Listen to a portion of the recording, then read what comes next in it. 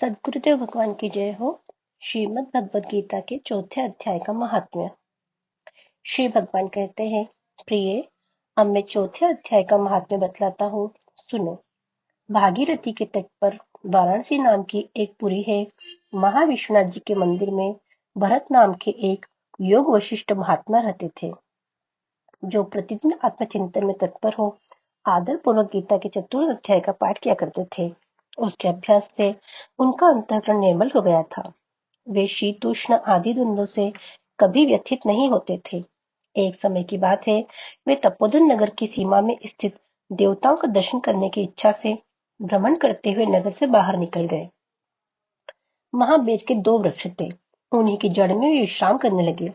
एक वृक्ष की जड़ में उन्होंने अपना मस्तक रखा था और दूसरे वृक्ष के मूल में उनका एक पैर टिका हुआ था। थोड़ी देर बाद जब वे तपस्वी चले गए, तब बेर के वे दोनों वृक्ष 5 ही 6 दिनों के भीतर सूख गए। उनमें पत्ते और डालियां भी नहीं रह गई। तत्पश्चात वे दोनों वृक्ष कहीं ब्राह्मणों के पवित्र गृह में 2 कन्याओं के रूप में उत्पन्न हुए। वे दोनों कन्याएं जब बढ़कर 7 वर्ष की हो गई, तब एक दिन उन्होंने दूर देशों से घूमकर आते हुए भरत मुनि को देखा। उन्हें देखते ही वे दोनों उनके चरणों में पड़ गई और मीठी वाणी में बोली, मुने, आपकी ही कृपा से हम दोनों का उद्धार हुआ है। हमने बेर की योनि त्याग कर मानव शरीर प्राप्त किया है। उनके इस प्रकार कहने पर मुनि को बड़ा विस्मय हुआ। उन्होंने पूछा, पुत्रियों, मैंने कब और किस साधन से तुम्हें मुक्त किया था? साथ ही यह भी बताओ कि तुम्हारे बेर के वृक्ष होने में क्या कारण था, क्योंकि इस विषय में मुझे कुछ भी ज्ञात नहीं है। तब वे कन्याएं पहले उन्हें अपने बेर हो जाने का कारण बतलाती हुई बोली, मुने, गोदावरी नदी के तट पर छिन्न पाप नाम का एक उत्तम तीर्थ है, जो मनुष्य को पुण्य प्रदान करने वाला है। वह पावनता की चरम सीमा पर पहुंचा हुआ है। उस तीर्थ में सत्यतपा नामक एक तपस्वी बड़ी कठोर तपस्या कर रहे थे। वे ग्रीष्म ऋतु में प्रज्वलित अग्नियों के बीच में बैठते थे। वर्षा काल में जल की धाराओं से उनके मस्तक के बाल सदा भीगे ही रहते थे, तथा जाड़े के समय जल में निवास करने के कारण उनके शरीर में हमेशा रोंगटे खड़े रहते थे।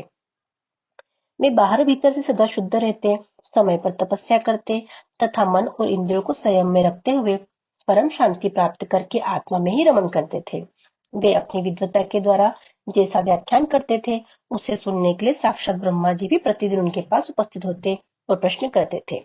ब्रह्मा जी के साथ उनका संकोच नहीं रह गया था, अतः उनके आने पर भी वे सदा तपस्या में मग्न रहते थे। परमात्मा के ध्यान में निरंतर संलग्न रहने के कारण उनकी तपस्या सदा बढ़ती रहती थी। सत्य तपा को जीवन मुक्त के समान मानकर इंद्र को अपने समृद्धशाली पद के संबंध में कुछ भय हुआ। तब उन्होंने उनकी तपस्या में सैकड़ों विघ्न डालने आरंभ किए। अप्सराओं के समुदाय से हम दोनों को बुलाकर इंद्र ने इस प्रकार आदेश दिया, तुम दोनों उस तपस्वी की तपस्या में विघ्न डालो, जो मुझे इंद्र पद से हटाकर स्वयं स्वर्ग का राज्य भोगना चाहता है।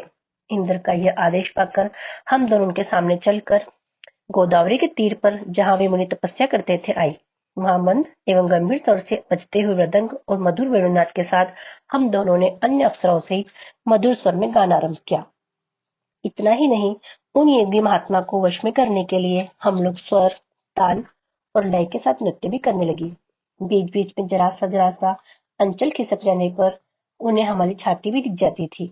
हम दोनों की उन्मत्त गति काम भाव का उद्दीपन करने वाली थी, किंतु उसने उन निर्विकार चित्त वाले महात्मा के मन में क्रोध का संचार कर दिया।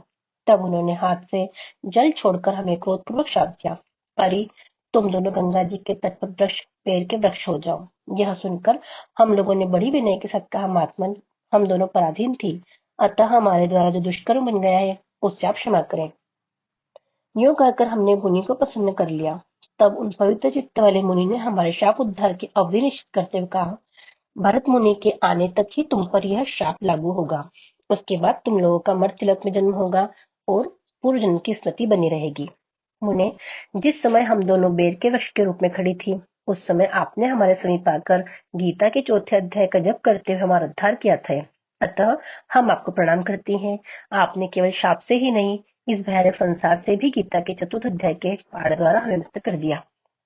श्री भगवान कहते हैं, उन दोनों के इस प्रकार कहने पर मुनि बहुत ही प्रसन्न हुए और उनसे पूजित हो विदा लेकर जैसे आए थे वैसे ही चले गए, तथा वे कन्याएं भी बड़े आदर के साथ प्रतिदिन गीता के चतुर्थ